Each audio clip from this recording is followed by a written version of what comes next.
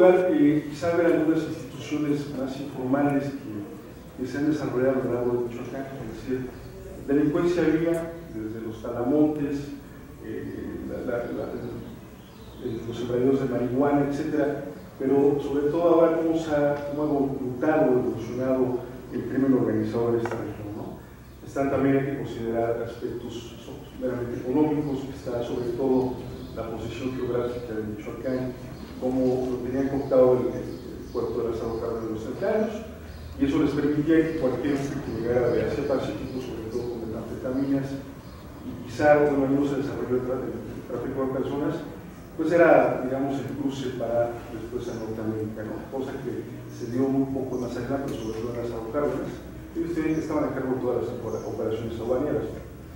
La otra es considerar que en efecto el Estado mexicano es particular, o sea, la misma democracia mexicana pues es muy distinta a la europea o la estadounidense, tiene sus matices a diferencia de otros países latinoamericanos.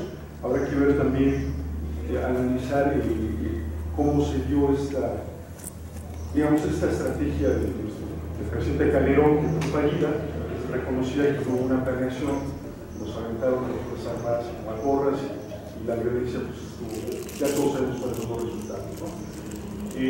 No nada más Calderón, yo creo que habrá que hacer un seguimiento desde cuando empezaron, digamos, a gestarse estos periodos. Claro, Calderón está cruzada, ahí claro, resultaron hacer las operaciones, pero digamos hay un cambio en la estrategia del presidente Peña Nieto.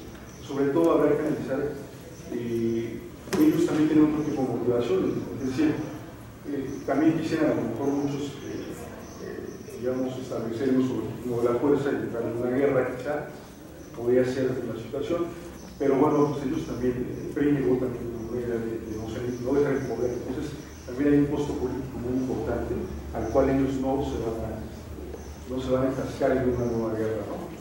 Ahora, la guerra misma, hablar de la guerra misma tiene ciertas particularidades, no es una guerra total, es una quizá guerra parcial, quizá habrá que definir los conceptos que tienen que ver con seguridad nacional, defensa nacional, seguridad interior, y eso quizá nos va a permitir ver cuál es el papel de las Fuerzas Armadas en esta situación. En realidad, eso aquí se explica mucho de por qué la estrategia ha sido fallida. O sea, en realidad nosotros como Fuerzas Armadas estamos muy desarmados, digamos, no se ha escrito mucho de esto, pero no, nosotros estamos, digamos, preparados para la guerra y en realidad no estamos haciendo nuestra labor, que es preservar la seguridad nacional y la defensa del Estado mexicano, sino estamos haciendo labores policiales. Entonces habrá que ver también por qué tuvimos que hacerlo. En efecto, usted tiene toda la razón, hay una debilidad del Estado mexicano, hay muchísima corrupción, creo que hay intereses más importantes que no se han podido, digamos, lucidar con claridad porque el costo político es alto. Es decir, hay muchos políticos metidos también en este asunto, y bueno, ahí eso le va a dar una muy buena explicación. Es decir, yo más bien partiría de un diagnóstico de la realidad, de preguntarse cuál es la motivación de las autodefensas, y de ahí creo que ya más bien ajustaría la teoría, porque en efecto no hay ninguna teoría, y hablar quizá de un Estado dentro del Estado, pues nos lleva a otro tipo de problemas, que en efecto, como usted ha dicho, no se ha dado. Es decir, las autodefensas, como estos grupos, no van a dar protección, no van a crear desarrollo, estabilidad, eso es mentira, ¿no? Es decir, donde ha habido estos feudos, que se le ha llamado, las condiciones, pues al principio son agradables, porque se crean hospitales, pero mantener la administración, los recursos, la administración de recursos, pues eso nada más no puede haber el Estado Nacional, ¿no? Entonces creo que yo más bien sugeriría que se hiciera un análisis muy fino sobre todo lo que está pasando en Michoacán, cosa que a nosotros también nos ha provocado mucha, pues es un problema demasiado complicado, tenemos muchas aristas y pues sería muy buen trabajo que se pudiera encauzar todos esos aspectos que a veces no se consideran. No, muchas gracias.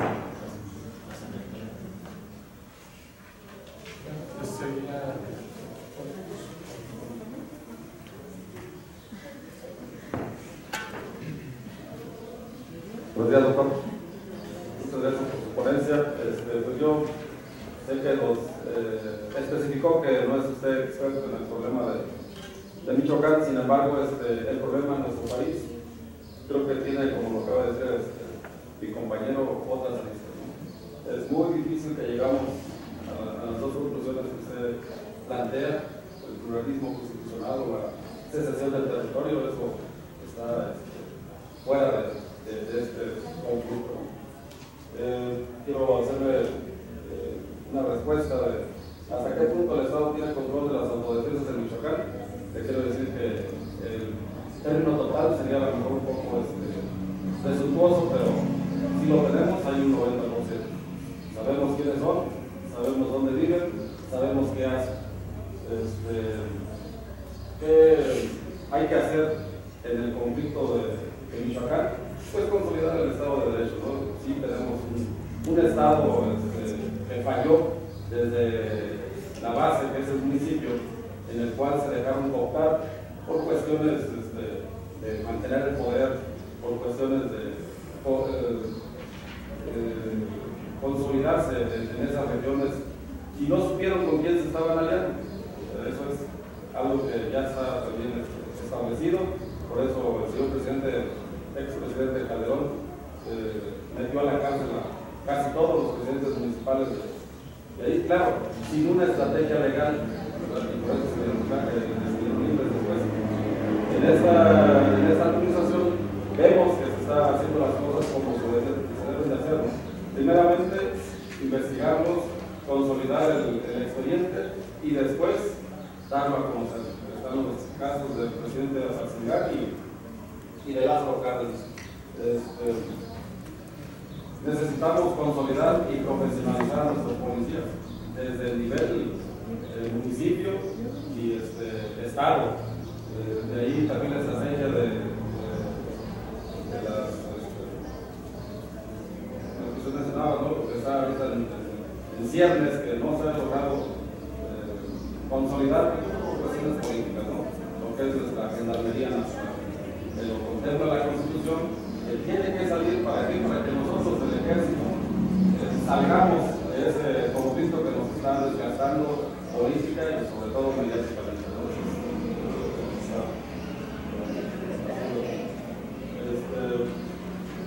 Esa cuestión que usted menciona de que precisamente los delincuentes deben de ser juzgados, creo que lo estamos haciendo, o lo está haciendo el Estado mexicano con el señor Mireles, que primeramente supuestamente era el representante, ¿verdad? Pero tiene sus conflictos ya legales. Bueno, pues eso se trata, ¿no?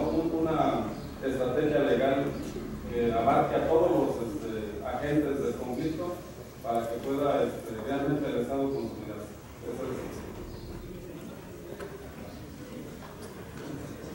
Es una reacción a las dos últimas intervenciones. Primero, una aclaración. Para nada el texto no funciona también. Un poco la idea de venir acá era explorar qué tanto de esta lógica podría ser relevante, y un poco la impresión que me voy llevando es tal vez mucho. Si hay un continuo, si decimos un continuo de debilidad estatal de Somalia en el extremo, o sea, México está muy cerca al otro extremo del Estado funcional.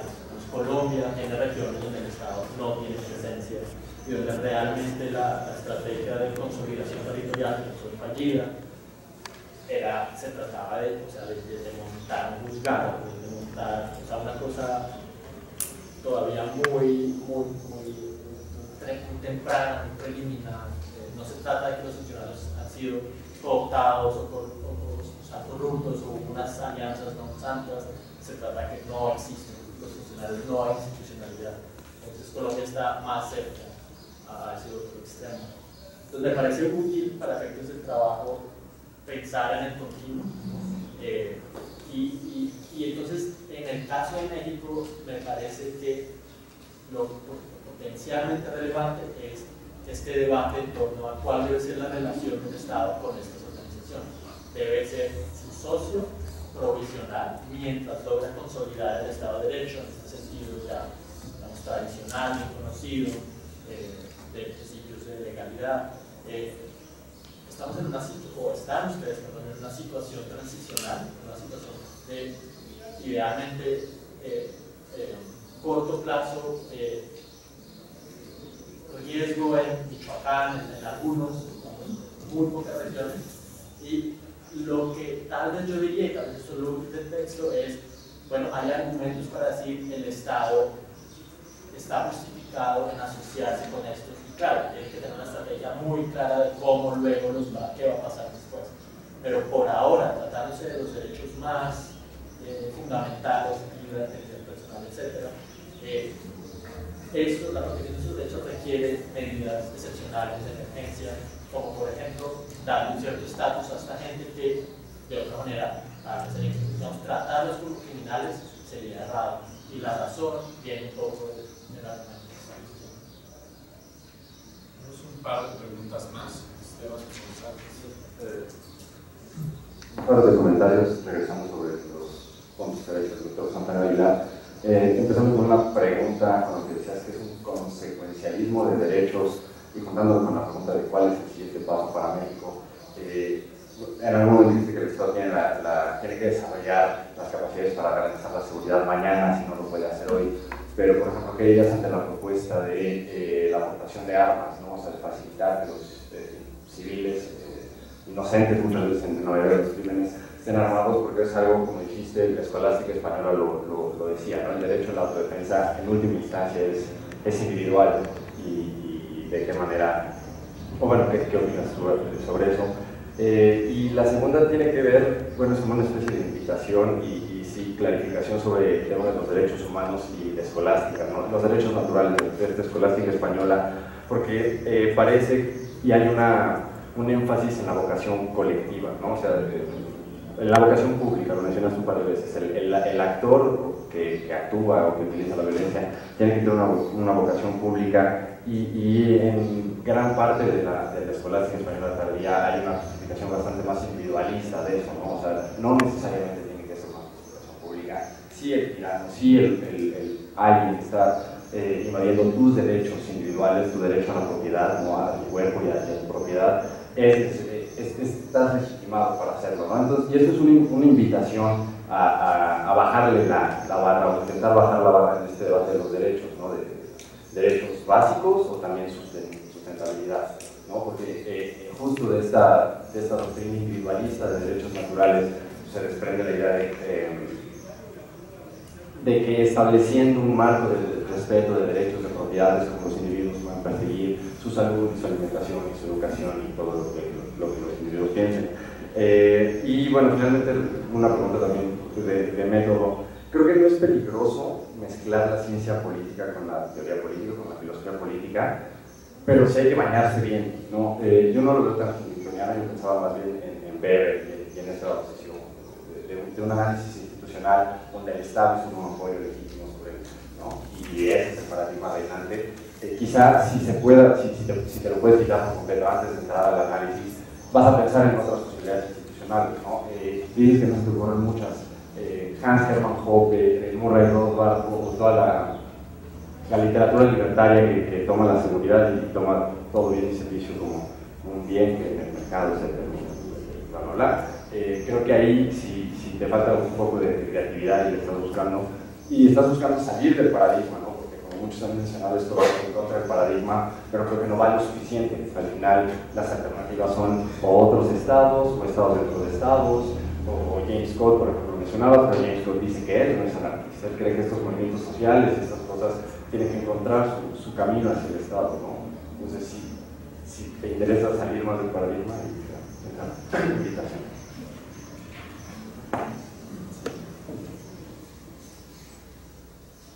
Sobre el porte de armas, exportación de armas, creo que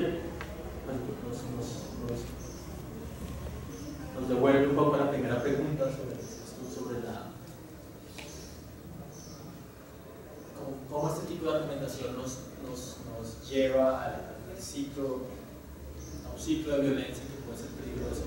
El argumento, como está en el texto, sería algo así como: en contextos de riesgo palpable, severo a la vida, no es razonable exigirle a los ciudadanos que no estén armados.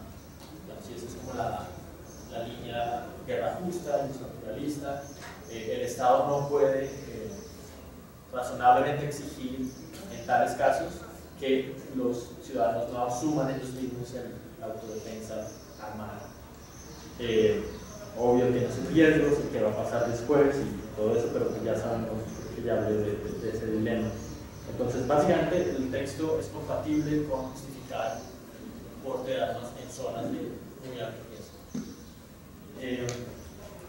Sí, enfatizamos sobre el naturalismo, derechos naturales.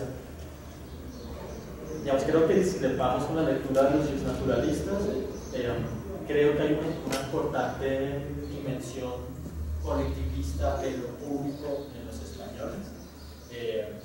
Digamos, hay un debate muy interesante, muy bonito sobre el derecho a la resistencia, y en eso hay discrepancias. Suárez era mucho más listo a permitirlo que Victoria era mucho más por la obediencia de vida, pero lo que tú te referías es a lo que nosotros llamamos, ellos llaman guerra estrictamente defensiva, es decir, cuando el gobernante usa la fuerza, te ataca ilegítimamente, es decir, no se trata de un castigo justificado sobre el uso arbitrario del poder estatal.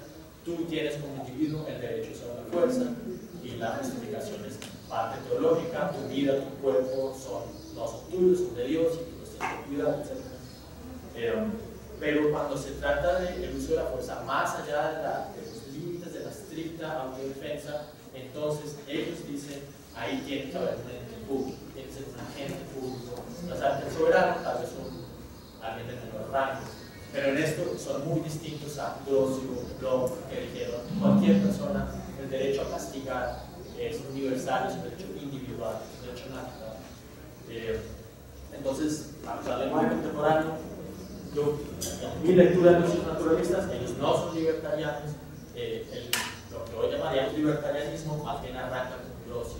Grocio hizo una movida de decir, todos los poderes que tenga el Estado originalmente vienen de los individuos que al contratar en el Estado se lo transmiten o lo delegan.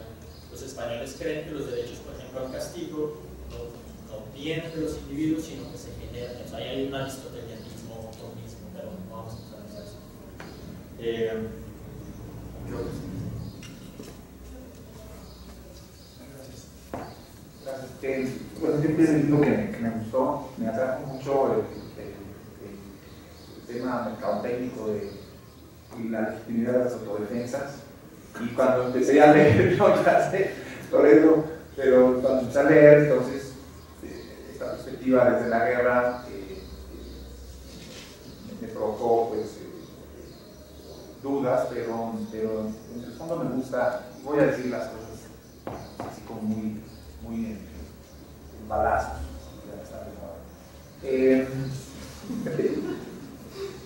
Ahí el programa se toca sin profundizar el asunto del Estado, no como sí está pues la idea del Estado como expresión que se expresa usualmente en un gobierno central nacional.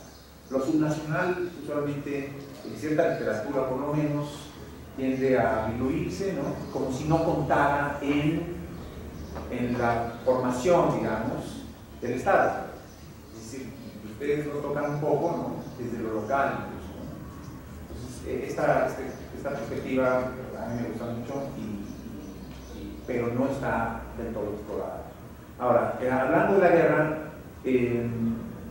y conectándolo con autodefensas en México, me da la impresión de que cuesta trabajo, digamos, equiparar, porque en México las autodefensas no son un planteamiento contra el Estado, definitivamente, sino contra una cosa ahí que se ha ido metiendo, que es un asunto que no está del todo tocado, pero que habrá que tocar en el documento, que son estas alianzas ilegales, corruptas, etcétera, de una cierta delincuencia con las instituciones o con las autoridades, ¿no?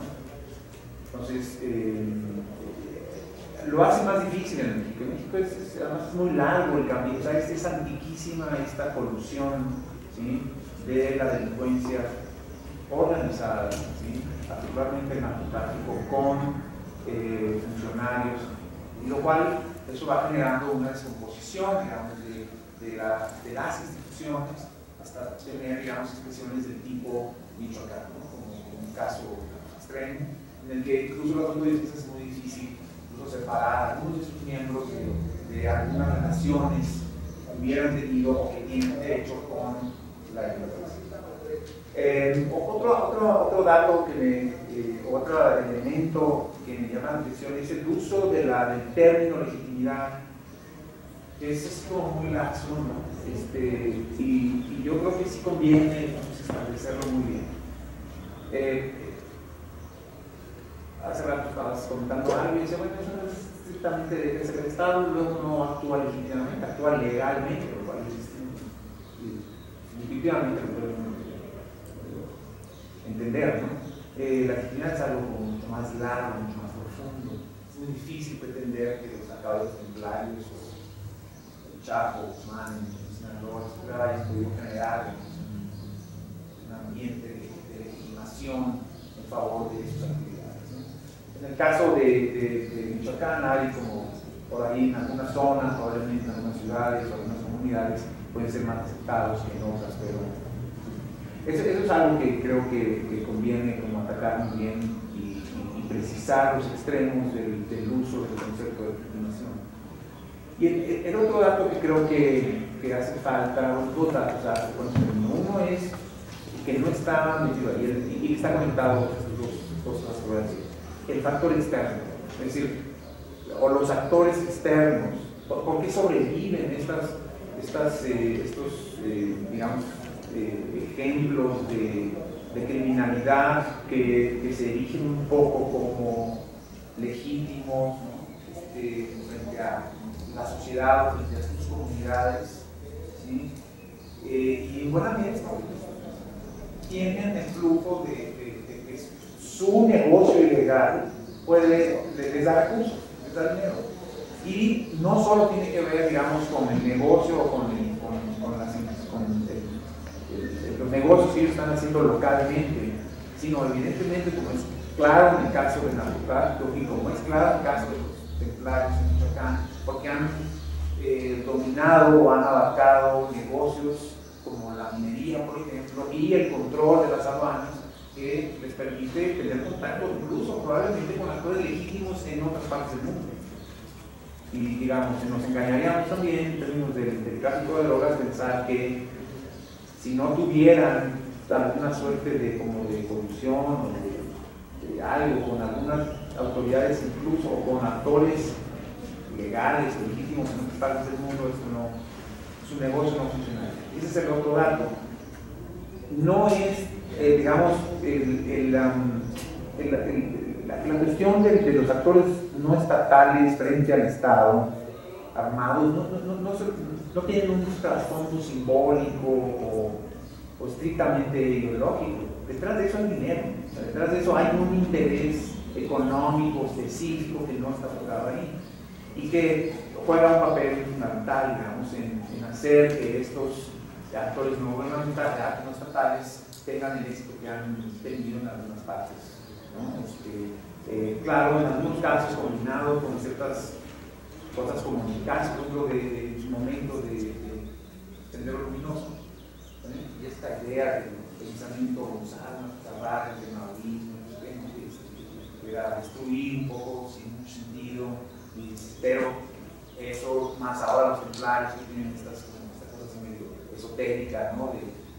Como pretendiendo encontrar ciertos símbolos que les permitan presentarse principalmente frente a la comunidad, y de ellos mismos funcionar ciertos elementos de identidad y les permitan avanzar en aceptación que la comunidad puede tener de ellos. No lo sé, eso habría que explorar más. Pero bueno, yo creo que el aspecto económico es importante, el asunto de los subnacionales y de que el Estado también se forma desde lo local, digamos, desde, ¿no? La gobernanza, pues decir, no es un asunto nada más institucional desde arriba, sino también desde abajo. Ustedes lo mencionan, pero se queda sembrar sin explorar más. El concepto de legitimación o de legitimidad, yo creo que también necesita establecer sus Creo que hay varias personas que tienen que irse ahorita, pero los que quieran seguir la discusión, nosotros nos quedamos. Entonces,